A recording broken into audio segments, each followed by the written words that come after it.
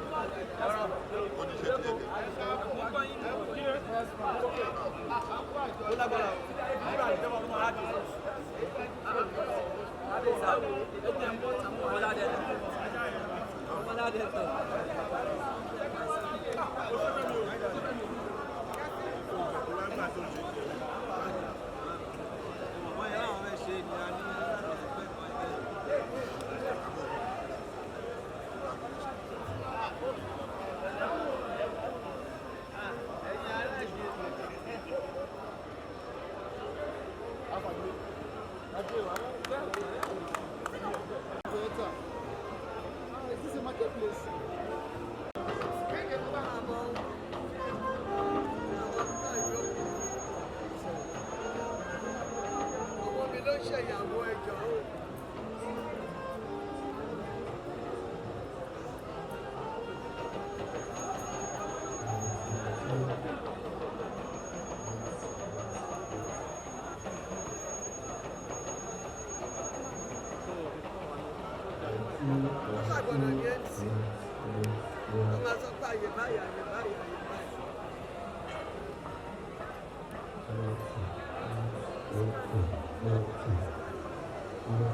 Báwo ni o?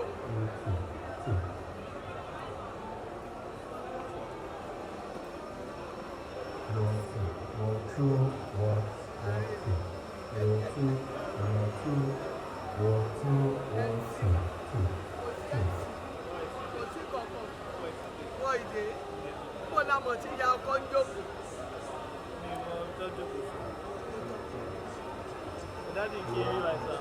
Daddy wo?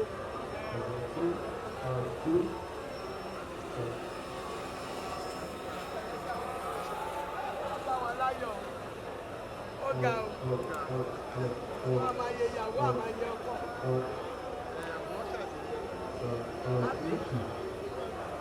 Àwọn ṣàṣìlá làwọn òní.